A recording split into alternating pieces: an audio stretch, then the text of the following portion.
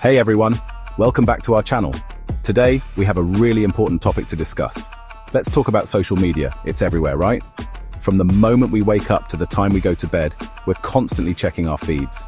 We're always scrolling through pictures and videos of perfect lives, perfect bodies, perfect everything. It seems like everyone is living their best life. It's hard not to compare ourselves, isn't it? We see these curated moments and start to feel inadequate about our own lives. Today, we're going to talk about how social media, like Instagram, TikTok, and Facebook, can affect how we see ourselves. These platforms can create unrealistic expectations. We'll talk about the pressure to be perfect, the obsession with likes, and the anxiety that comes with it.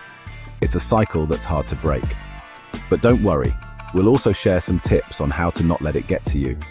From taking breaks to finding joy in offline activities, there are ways to manage it. Have you noticed how everyone's Instagram feed is just the best 5 seconds of their week? Cute outfits, amazing vacations, perfect poses. It's like a highlight reel of their lives, showing only the moments that look perfect. But what we don't see are the hours spent curating these posts, the dozens of photos taken to get that one perfect shot, and the filters applied to make everything look flawless. But what about the rest of the week? It's probably sweatpants, messy hair, and moments that are far from Instagram-worthy.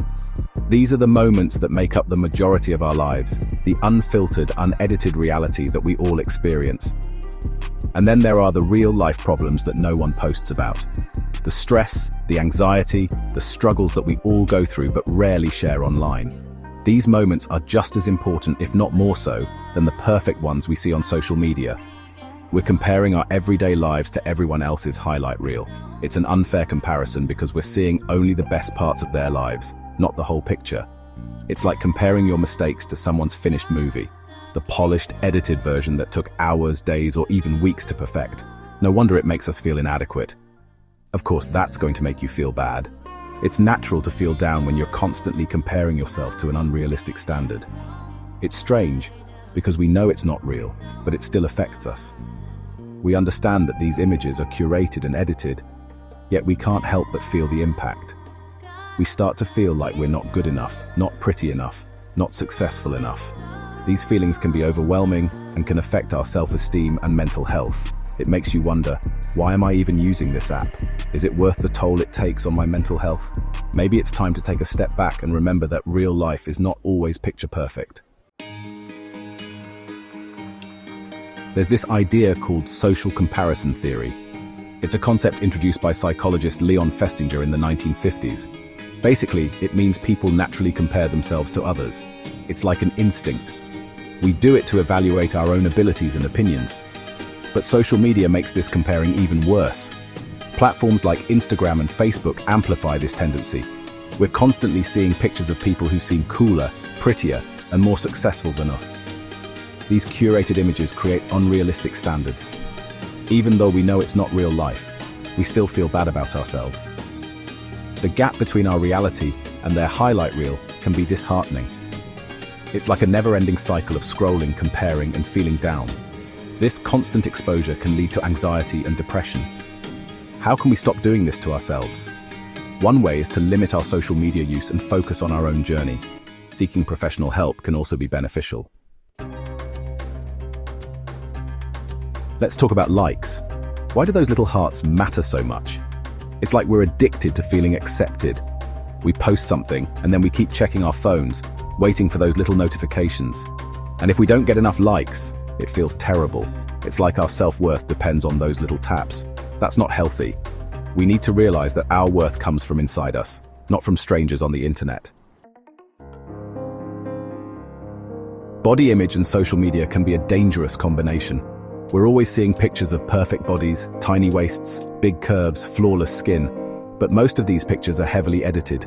Filters, Photoshop, everything. We know it's fake, but it still affects us. We start to feel like we need to look a certain way to be beautiful, and that's just not right. Influencers are everywhere.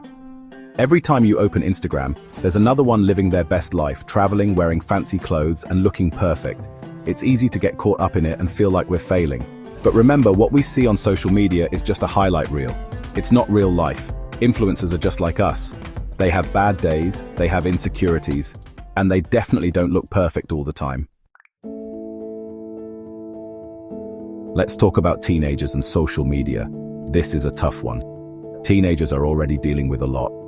They're trying to figure out who they are and where they fit in. Then you add social media and it's too much information. They're constantly seeing pictures of how they should look and act. It's a lot of pressure, and it's no wonder so many teenagers struggle with self-esteem and anxiety. We've talked about how social media can make us feel insecure and anxious. But why does this happen? It's because of our brains. When we're constantly scrolling, we're seeing so much information, both good and bad. Our brains can't handle that much, so we start to feel overwhelmed and stressed. And if we're already feeling down, social media can make it worse. We've talked about the bad side of social media, but it's not all bad. Social media can be a great way to connect with people who share your interests. It can be empowering to find people who understand you. Plus, you can share your story and support things you care about. Let's talk about body positivity. This is really important. For a long time, we've been told there's only one way to be beautiful: thin, white, and perfect. But that's not true.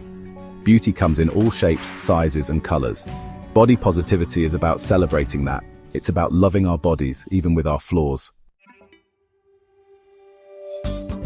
We've covered a lot today. It can be overwhelming to think about how social media can affect us. But don't worry, here are a few tips. 1. Be careful who you follow. 1. Set limits on your time. 1. Focus on the positive. 1. Remember, social media isn't real life. We've talked about the good and bad sides of social media and how it makes us feel about ourselves. It's a complicated relationship we all have with our phones. The most important thing is to remember you're not alone. We're all figuring this out. Let's talk about it in the comments. Tell me about your experiences with social media and self-esteem. What are your struggles? What helps you stay positive?